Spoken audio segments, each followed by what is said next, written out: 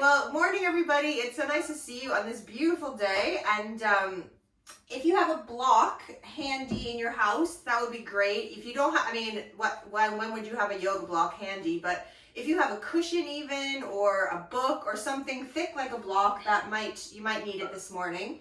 And the playlist on Spotify, Rise and Shine, Asmita, and we're going to start lying on the back. So you can lie yourself down and just take these first few moments to settle in. We're not going to be lying here still for so long because we've been doing that most of the night. Hopefully you've had a good restful sleep.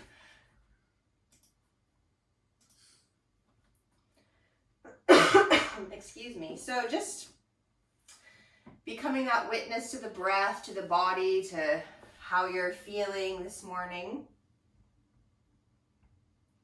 So we're continuing to dive into the kleshas, or afflictions, which cause us to suffer and keep us from being free.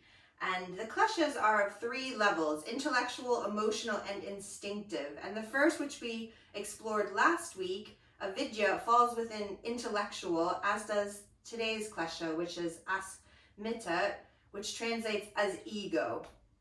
So the word ego, it shouldn't be seen as negative. Sometimes it is perceived that way, but we shouldn't do that, because the ego is part of us. It combines our nature and nurture, helps us make decisions, forms our base of reasoning, and creates our personality. In the sutras, ego is the identification of the seer, or purusha, with the instrument of seeing, the body, the mind.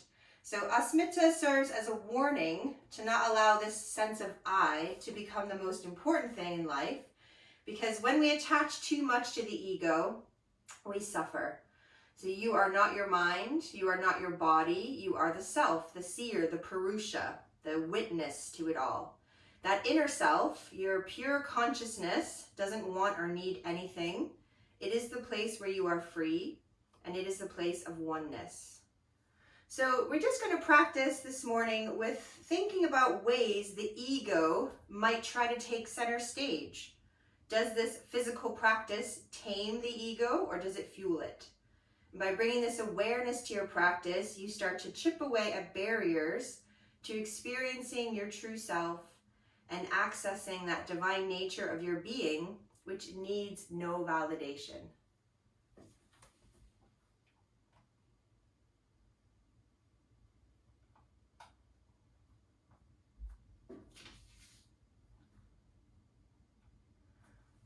So, if you've just come in, we're starting lying on the back, so you can lie yourself down on the back. For those of you that are already on your back, just going to start to wake the body slightly again. So just sort of remind yourself that movement is coming, and just start to go from being totally relaxed to engaging the legs. So if your knees are bent, just straighten your legs out and start to imagine that you're standing your feet on the floor. So you sort of flex the feet, imagine they're pushing into the wall, and we're going to really anchor, down the back of the body, lengthen through the spine, and really connect the back of the pelvis to the mat. We don't want to shift that pelvis, but we're just going to start to lift the right leg up to the ceiling. So try to keep your legs straight as possible. Just bring it to your edge, really, and then lower the leg. And then we're doing the other side. So slowly alternating single leg lifts with the breath. Don't let the tailbone come with the leg. So it doesn't have to hit a sort of 90-degree angle there. And you should feel that there's engagement of the abdominals. So these single leg lifts supported by the low belly. We're going to try to keep knitting the ribs in to the front ribs, knitting in, so that we have engagement there. And you can stay here with these single leg lifts. Alternatively, if you want to increase the intensity for your core muscles, then you might grab your block or whatever you're using as a yoga block. And after that left leg comes down, you could bend your knees in, place that block in between the feet. So you squeeze the block, really engage the inner thighs, and then we could lower single leg lowers.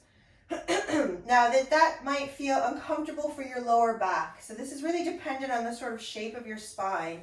So some of you might be able to get your legs all the way down, but when I squeeze the block, I might go like halfway and then I feel my lower back wants to pop. So I bring my legs back up. So this is really important to listen to the body and not tell the body. So you can just inquire where the ego is in this little exercise here. So just slowly matching the breath to your movements. And if you're staying with single leg lifts, we're going to make sure we do even number. So you could finish with that left leg coming down. If you're doing your single leg lift with your block, 2 more. And then after that second one, you can just, when the legs come up overhead, back to that sort of near 90, you could just remove the block and draw your knees into your chest. And you might have a little rocking from side to side there. And then we're going to open the arms. And again, you can choose here. You can let your feet come to the mat if that's feeling better this morning. Or you can have the feet hover and let the knees go to the right. So we're going to control this, especially if your feet are off the floor. Really use your abdominals. Let the pelvis move with the legs, taking it as far as you can control it. Then squeeze the belly in, draw the knees back to center, and then going the other way.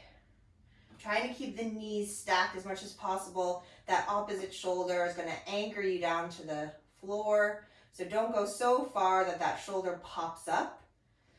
Let's do 1 more on each side, whether the feet are touching or whether you're using those abdominals.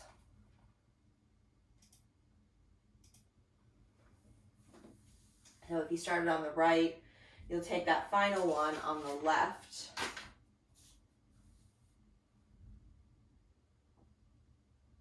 And when you make your way back to center, you can, once again, draw the knees into the chest. Just a little rocking from side to side. And then we're going to bring the feet to the mat with the knees bent, heels in line with the sit bones. And just going to wake the spine up a little bit. So lengthening through the tail, a little tilt of the pelvis towards the belly, and just peel the spine up by lifting the hips. And just reaching the hips and the heart up as high as comfortable for your back. And then slowly replacing the spine back down. So we're going to do it a little dynamically, moving with the breath. Let that full inhale take you up into Setu Bandhasana, bridge pose. And then full exhale to replace the spine back down. Trying to see if you could feel each little joint of the spine going down one by one, like you're sort of laying a chain down. So we'll do 1 more of those. Inhaling, peeling the spine from the bottom up to the top. And then as you exhale, replacing the spine down from the top to the bottom. And when your spine comes down, again, you could hug the knees into the chest, little rocking from side to side. And then eventually you're going to rock your way up to sit, and from sitting, you're going to stand. So bring yourself to stand at the top of the mat. However you want to get there is fine, and bring your palms together in front of the heart.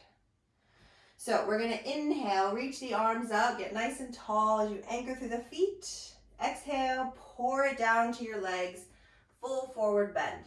Just have a couple breaths here. Maybe just kind of wiggle around into your upper body, release the shoulders, maybe the head can hang, the legs can adjust. You might even stretch the legs, like sort of bending one knee, straightening. So just explore your body this morning. And then as you inhale, we're going to come into that half forward bend where we reach the heart forward, shoulders back, tailbone long. And then exhale, soften again to the legs, get the hands under the shoulders, and step or walk your way back to plank. Just pause and plank for a moment. Really feel the strength of your body. Spread those shoulders across the back. Press the heel, pull the heels even back so we have those legs working. And then lowering down. So your knees can always touch, elbows bend back, coming down. Draw the shoulders off the neck as you coil into your back bend. Strong belly, strong legs. Exhale, press back. Downward facing dog. Excuse me. So first down dog of the class, just let your body have some time to adjust. Especially need those legs to wake up because the legs are doing more than the arms here. So really trying to let the legs warm. So sometimes even deeper breathing will help the body to loosen a little bit in the morning.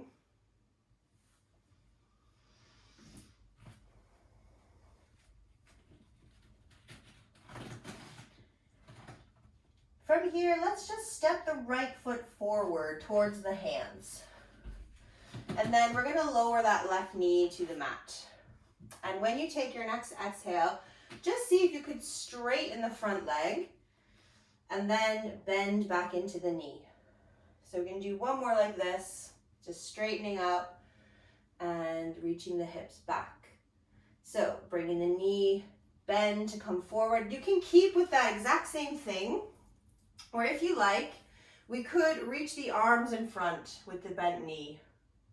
And then as you straighten the legs, you could reach the arms behind and just see if you could reach a little closer to the knee with the head. Keep that collarbone nice and wide, and then bending the knee, coming forward.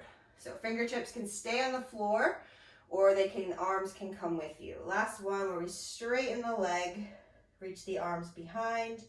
This time we're gonna bend the knee and reach the arms up. And then when you exhale, hands coming down, step back to your down dog. Let's do the other side. So we're gonna inhale the left leg, stepping forward, lower that back knee, coming into your low lunge. And just easing that left leg straight on one breath and bending the knee on the next. Keeping your fingertips on the floor for the first couple. Bending the knee. This time, if you want to, you can reach the arms in front of you. And then as you straighten the legs, reach the arms behind. Try to keep that collarbone really long so we don't get the shoulders sort of rolling forward. Moving with your breath. Arms move along with you. This time, as you bend that left knee, we can reach the arms up to the ceiling. And then exhale. We're going to bring the hands down, step back to down dog. Having a couple breaths in down dog.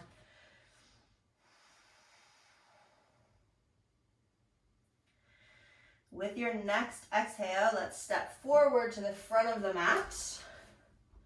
Let yourself lengthen out on that half forward bend. And then when you exhale, we're going to fold to the legs. Instead of coming straight up to stand, let's bend the knees and sink the sit bones down like you're taking a seat in a chair. And your palms are going to be in front of the heart. Or if you really want to, your arms can reach forward.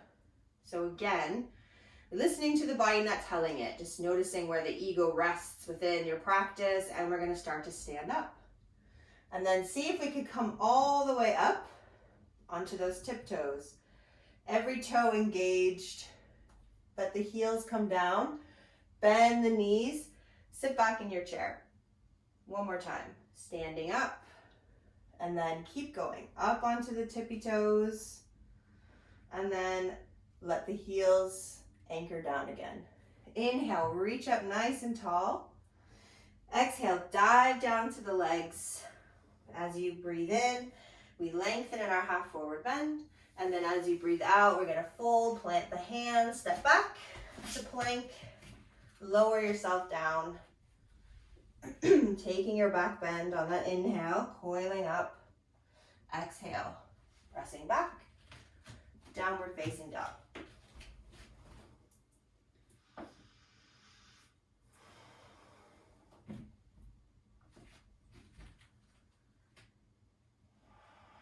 This time when you inhale, reach your right leg up towards the ceiling, three-legged down dog. And then as you exhale, slow step through with that right foot. Spin that back heel in. bring yourself up to warrior two. And we're gonna bring the hands behind the head in warrior two. You could interlace the fingers, or you could just let the hands touch the head. You might even let the head sort of relax towards the hands slightly. And we're gonna side bend away from the front leg. And then we're gonna side bend towards the front leg. And then coming up, release the arms, straighten the front leg, and we're gonna come to Triconasana. So side bend towards the front leg. This time, bring your right arm, wrap it around the front of your body.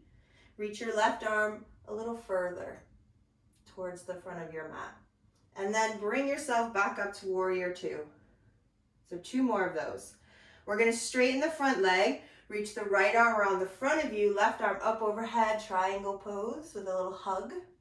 And then back to warrior two. Last one, straighten the front leg, side bend towards the front leg, right arm wraps around, left arm overhead, and then bring it back up. Take your right toes, turn them to the long edge of your mat, bring your arms behind you. Interlace the fingers, draw the shoulders together, coming forward. Try to keep those shoulders off the neck.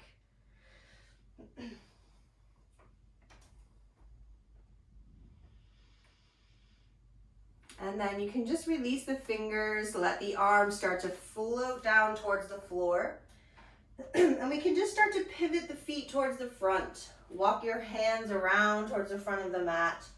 Step back here to have a vinyasa if you want to, or you could step straight to down dog, or you might even choose instead a little child pose. If you're doing vinyasa, you're gonna lower from plank, take your back bend, finish in down dog.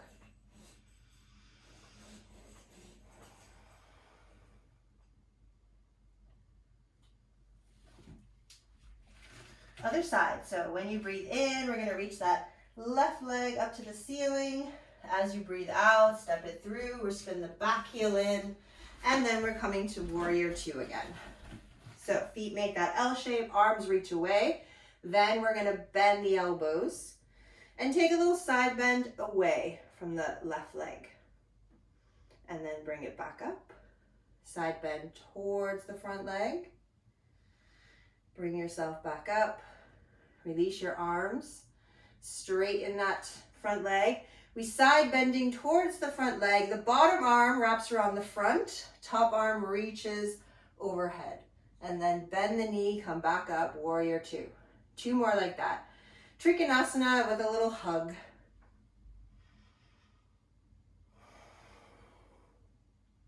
Last one.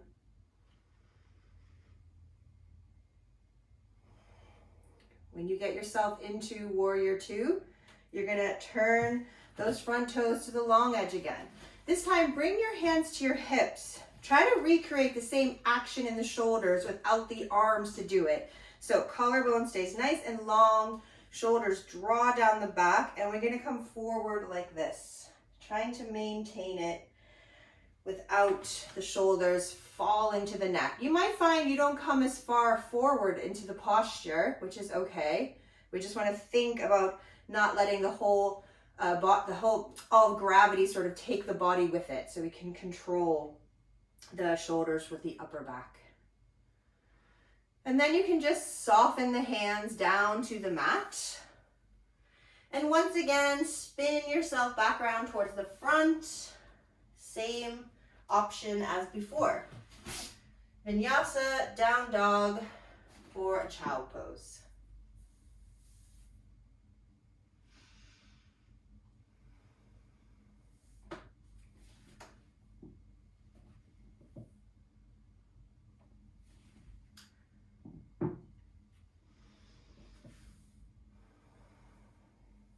From downward facing dog, just going to take your knees to the mat. Take your knees a little wide. Sit back to your heels in a wide-legged child pose.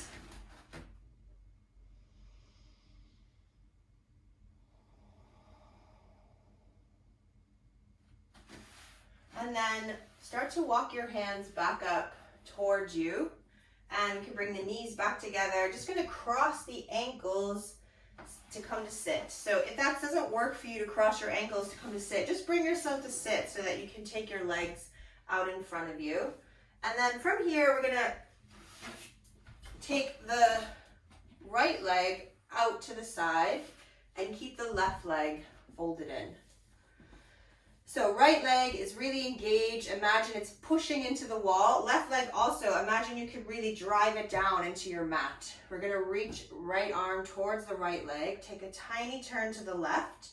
Left arm coming up and over, and we take a little side bend. So again, try to let there be space for the neck so that this left shoulder isn't strangling. You might even find it's easier to bend the left elbow instead of reaching the arm over, just to keep that space. You might take the arm straight up, let the neck have a little break there. And then slowly, slowly coming up, we're gonna swap the legs so we can bend the right knee in, stretch the left leg away. Same idea, really anchor through the legs, reach out to the left toes, little turn to the right, right arm coming up and over. But if you feel that space decrease from your shoulder to your neck, you might just keep the arm back a little bit.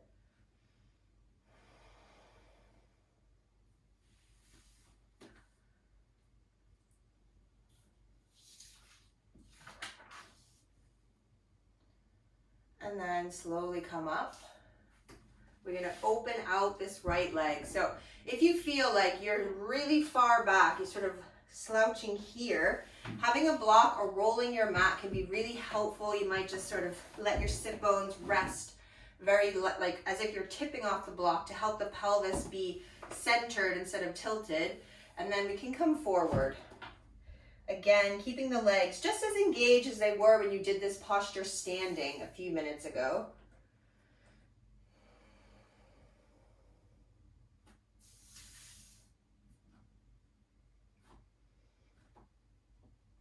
And then slowly, slowly walking up.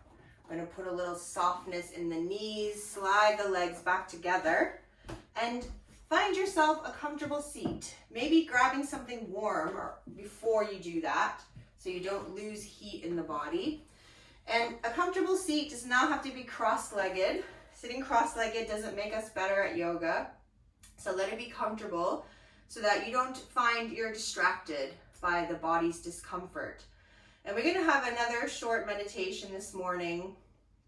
And excuse me. So when you feel settled, just sort of center your attention, feeling your way into your body for this comfortable sitting. Any sort of niggles or irritations, then you can remedy them. And then beginning to feel the energy of the breath.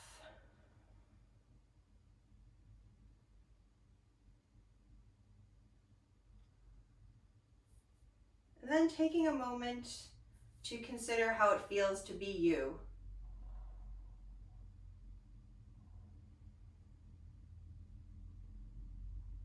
When we focus too much on I or me, you can't be that great sacred essence, Purusha or self, which you truly are, where you can be free from suffering and struggle. But you have to live with the ego. You need to use your body and live with your persona, your name, your identity. This is all necessary to exist, to navigate through life. We just need to find a harmonious existence. So take a moment to feel what it is to be you, to have your name, to wear your body, to live in this world. Really intensify your feelings with this. Let everything be about you right in this moment.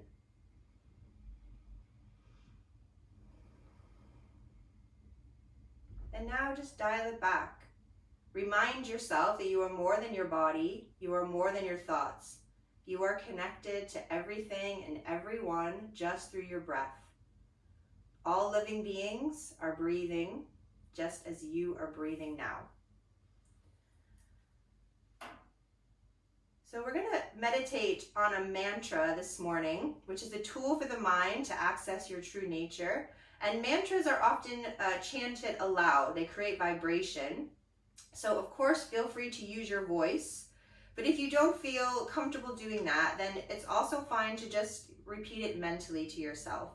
And the mantra this morning I'd like you to bring into focus is Soham, which means I am that being the universal soul.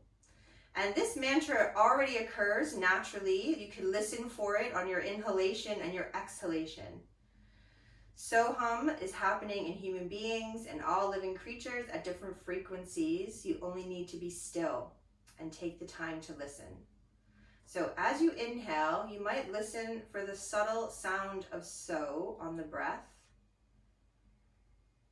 And as you exhale, you might hear that little whisper of hum. And you're just going to stay with that. Breathing in, so. Breathing out, hum.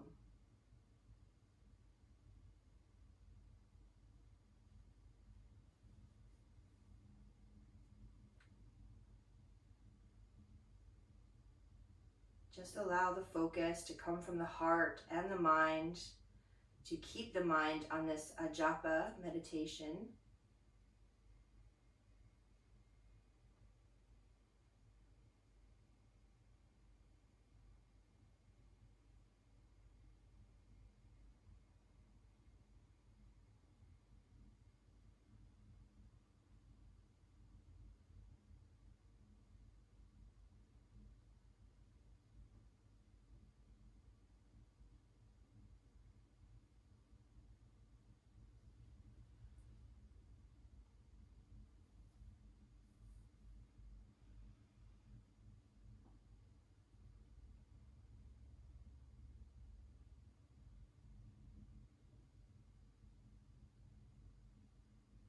You can keep listening to the breath, repeating this mantra, so on inhale, hum on exhale, staying where you are, seated. Or you might take this with you as you rest the body down.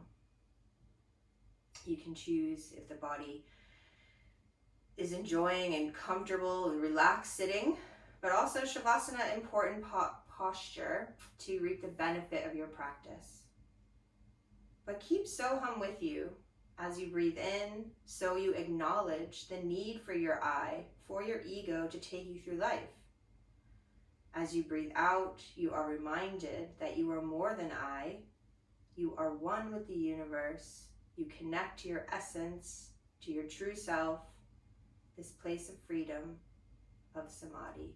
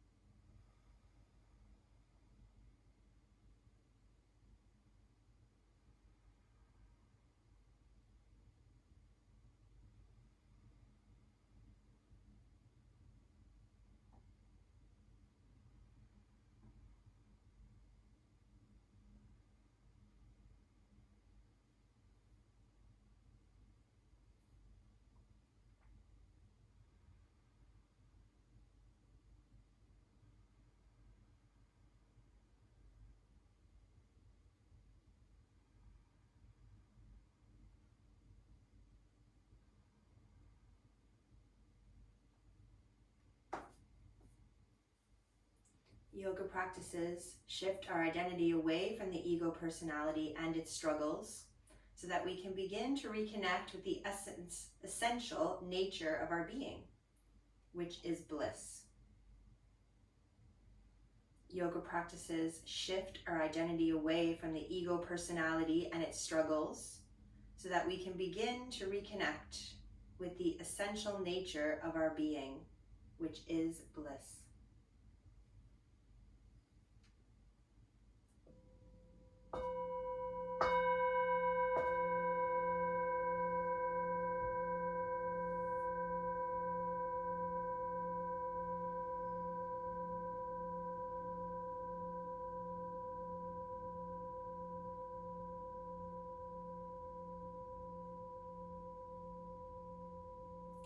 just starting to deepen the breath. When you're ready, some gentle movements, just returning back into the body, knowing you can come back to this little tool to help still the mind whenever you need to. And then if you're lying down, when you feel ready, you can just ease the body back up to sitting.